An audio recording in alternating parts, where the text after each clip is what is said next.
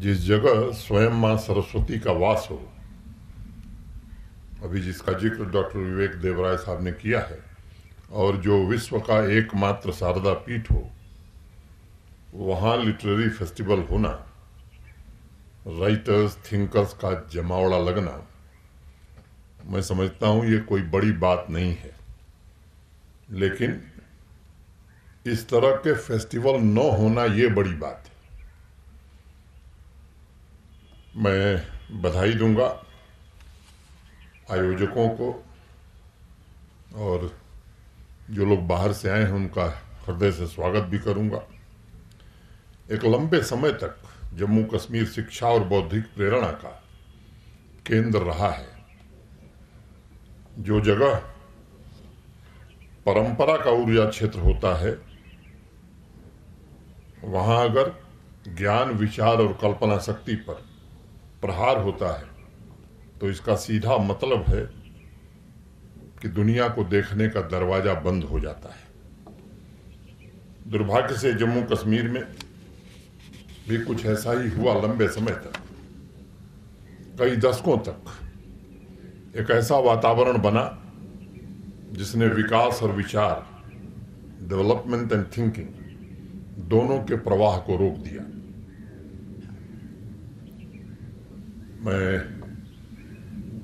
मुझे लगता है कि भारत के सम्माननीय प्रधानमंत्री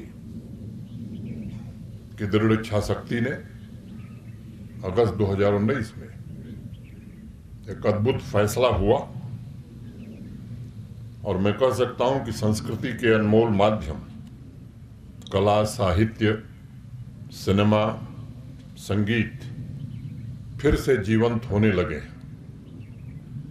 डल के किनारे आयोजित कुमायूं लिटरेरी फेस्टिवल में आज मैं सभी सम्मानित राइटर्स, थिंकर्स, कलाकार, फिल्म जगत से जुड़े प्रबुद्धजन और बाकी अतिथियों का दिल की गहराइयों से इस्तकबाल करता हूं, स्वागत करता हूं। कला और संस्कृति की जागृत भूमि जम्मू कश्मीर में इस फेस्टिवल के आयोजन के लिए अरहन को और सभी ऑर्गेनाइजर्स को विशेष रूप से मैं धन्यवाद भी देता हूं। मित्रों, आजकल अगर इंडियन ऑथर्स को कोई इंटरनेशनल अवार्ड मिलता है तो उसकी बड़ी चर्चा होती है। भारतीय साहित्य, लोग कहते हैं कि फाइनली शिखर पर पहुंच गया है और उसे वैश्विक पहचान मिल गई है।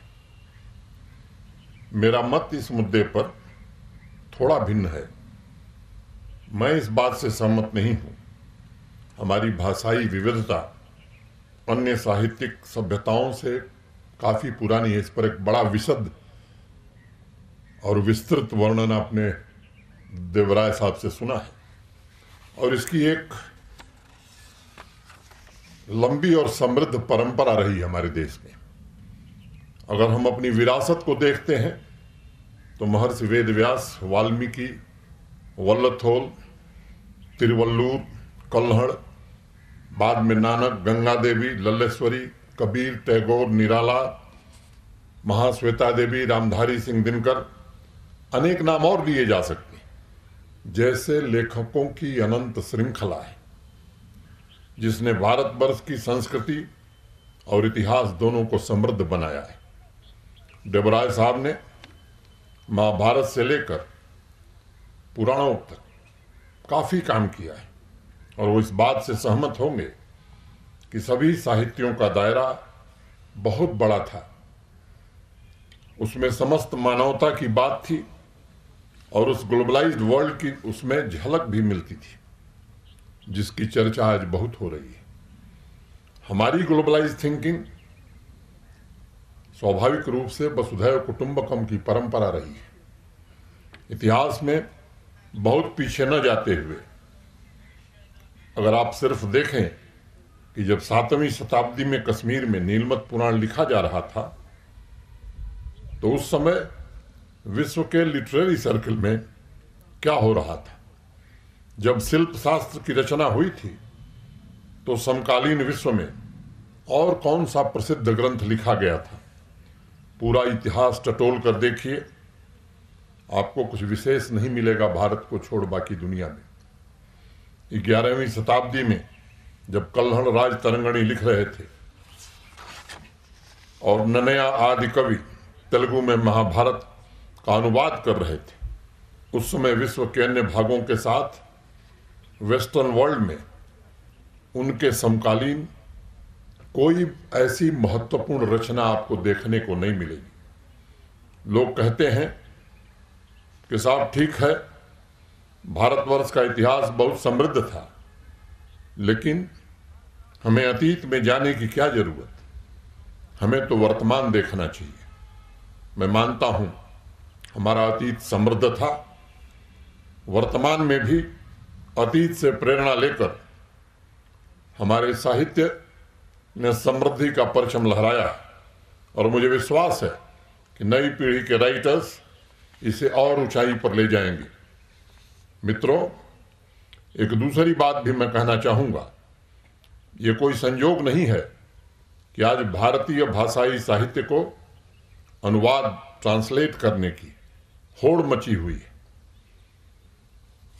मैं कह सकता हूं कि आज प्रधानमंत्री जी के नेतृत्व में देश में एक साथ इकोनॉमिक रेनेसा और कल्चरल रेनेसा और साइंटिफिक रेनेसा तीनों देख रहा है।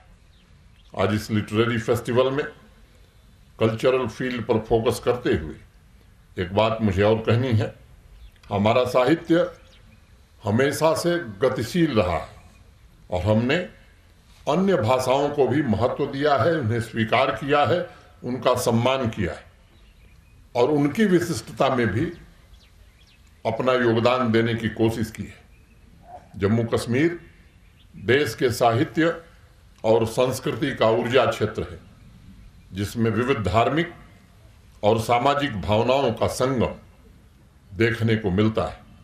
आज जरूरत है कि एक बार फिर से आध्यात्मिक, सांस्कृतिक, सामाजिक, भावनात्मक एकता को मजबूत बनाया जाए और ये पवित्र कार्य राइटर्स, थिंकर्स और कलाकार ही कर सकते हैं, ऐसा मैं मानता हूं। बहुत से प्रबुद्ध जनों ने कथा सरित सागर पढ़ा होगा। जम्मू कश्मीर के प्रकांड विद्वान पंडित सोमदेव ने सन 1603 से लेकर सन 1063 से लेकर 1081 के बीच उसकी रचना की थी। वो पुस्तक कश्मीरी साहित्य वृहत कथा से प्रभावित थी और 900 साल बाद जब उसका इंग्लिश ट्रांसलेशन हुआ तब पूरे लिटरेरी वर्ल्ड में हंगामा मच गया। लोगों में चर्चा शुरू हुई कि फैंटेसी स्टोरी टेलिंग की विधा में उस दौर में जम्मू कश्मीर का लिटरेचर एवरेस्ट के शिखर पर था, उसकी ऊंचाई को कोई छू नहीं सकता था। कश्मीरी भाषा में लल्लेश्वरी ने जो लिखा है वो अपने आप में बहुत ही अनूठा है।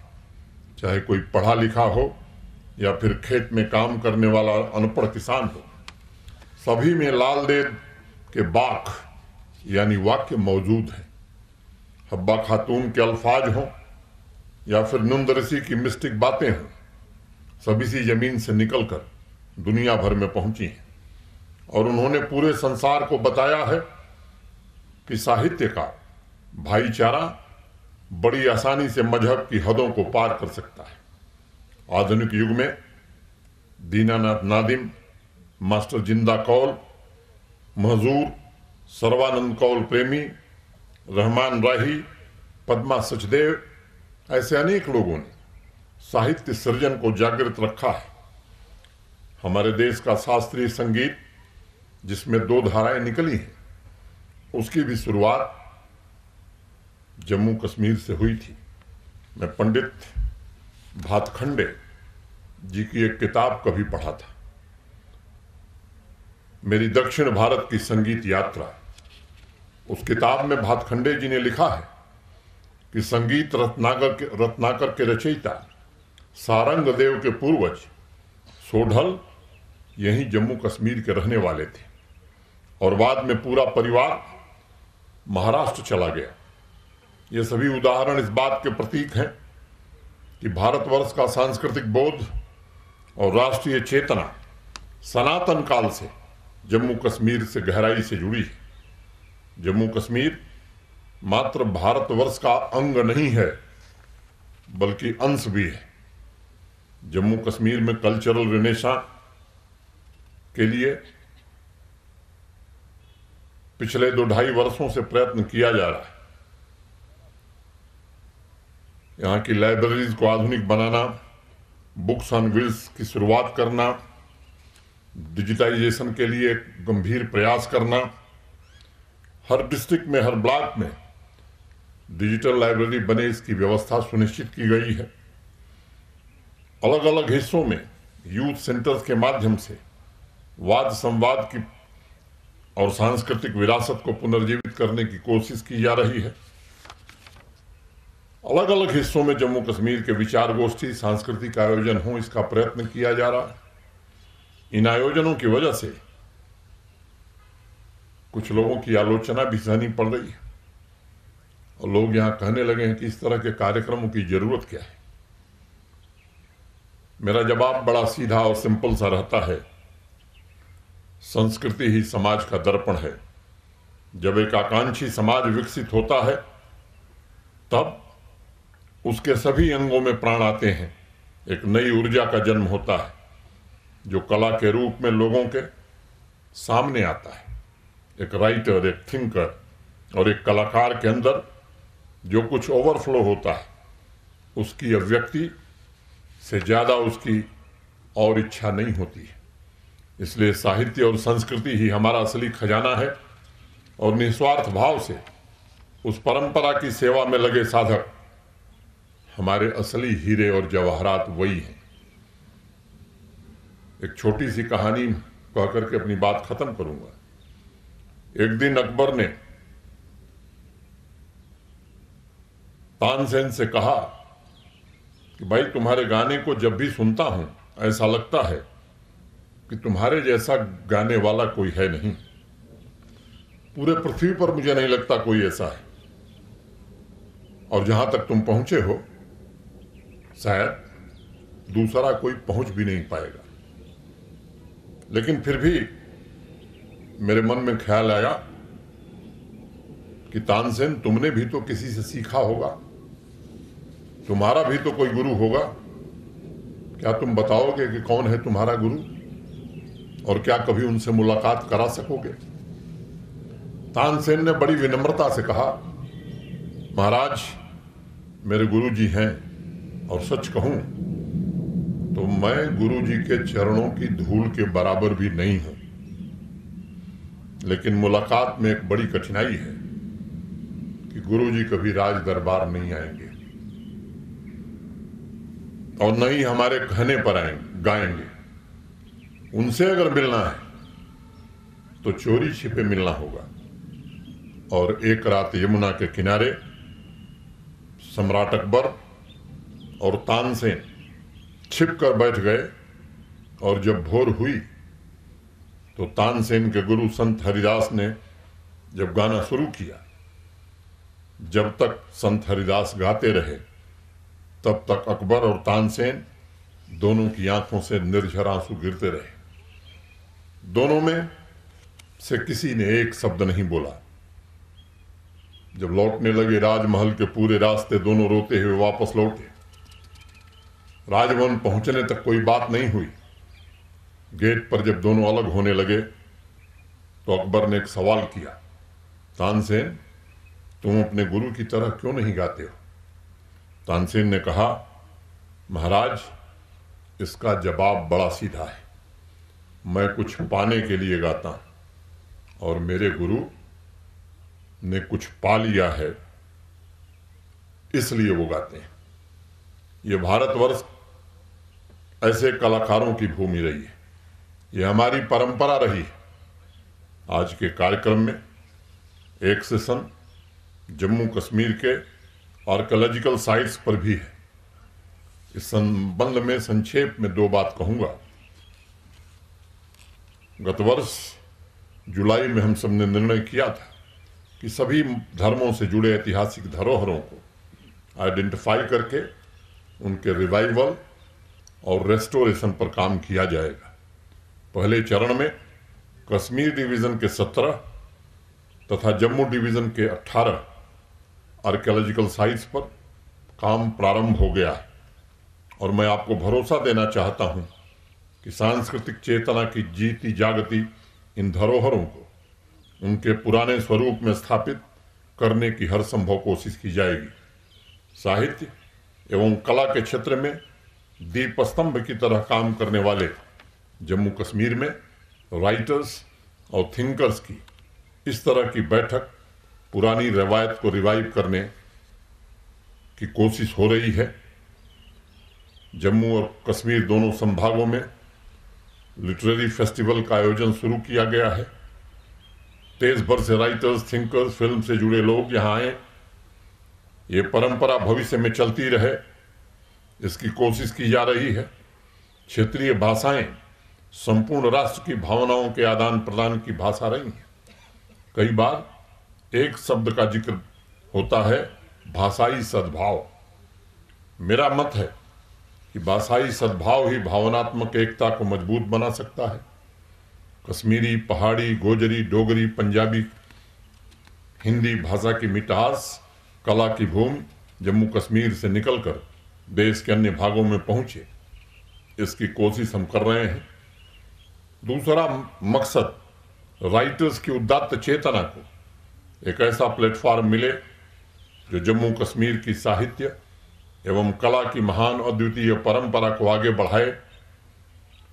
एक फिल्म पॉलिसी भी जम्मू कश्मीर प्रशासन ने बनाई है। सोपियां और पुलवामा में प्रशासन ने प्रयास करके सिनेमा हॉल भी चालू कर दिए और हम कोशिश कर रहे हैं कि जिन जिलों में सिनेमा हॉल नहीं हो वहां सरकारी तौर पर प्रशासन सिनेमा हॉल का निर्माण करे। श्रीनगर में डॉक्टर विजयधर और आइनॉक्स ने एक मल्टीप्लेक्स शुरू किया है। आपको मुझे बताते हुए प्रसन्नता है कि 30 जनवरी से लेकर के और अभी कुछ दिन पहले तक 1,61,00,000 से ज्यादा पर्यटक जम्मू कश्मीर देश के विदेश और दूसरे देशों के हिस्सों से आकर के वापस जा चुके हैं। ये बदलते जीवंत जम्मू कश्मीर का प्रतीक है। मित्रों, ये कोशिश हो रही है जम्मू कश्मीर में प्रतिभाशाली राइटर्स, नौजवान सही प्लेटफॉर्म पा सकें। मिशन यूथ, एजुकेशन डिपार्टमेंट मिलकर अनेक प्रयासों के जरिए इस दिशा में प्रयास कर रहे हैं। राइटर्स तथा कला के अलग अलग माध्यम पर काम कर रहे सभी लोग समाज की जीवंतता के प्रतीक हैं और इसी प्रकार देश और दुनिया में फैले, ये कोशिश की जाएगी। साहित्यकार के अंदर जो बोध होता है, सीमाओं के परे उसके विचारों का जो विराट होता है, वह सदैव पूरे समाज का पथ प्रदर्शन करता है। मुझे विश्वास है कि साहित्य कला के क्षेत्र में जो प्रयास थोड़ा बहुत हम सबने शुरू किया है, वो लोगों में जरूर गति पकड़ेगा। देश के अलग अलग हिस्सों से आए सभी राइटर्स का, थिंकर्स का, फिल्म जगत से जुड़े लोगों का मैं स्वागत करता हूं और कुमायूं लिटरेरी फेस्टिवल सही मायने में यहाँ की संस्कृति को और अधिक समृद्ध बनाने में महत्वपूर्ण योगदान देगी, ऐसी मैं कामना करता हूं। चलते चलते 2 लाइनें कहकर बात खत्म करूंगा कि कभी साया है, कभी धूप मुकद्दर मेरा। कभी साया है, कभी धूप मुकद्दर मेरा, होता रहता है यूं ही कर्ज बराबर मेरा। टूट जाते हैं कभी मेरे किनारे मुझ में, टूट जाते हैं कभी मेरे किनारे मुझ में, डूब जाता है कभी मुझ में समुंदर मेरा, कभी मुझ में समुंदर मेरा। बहुत बहुत धन्यवाद। जय हिंद।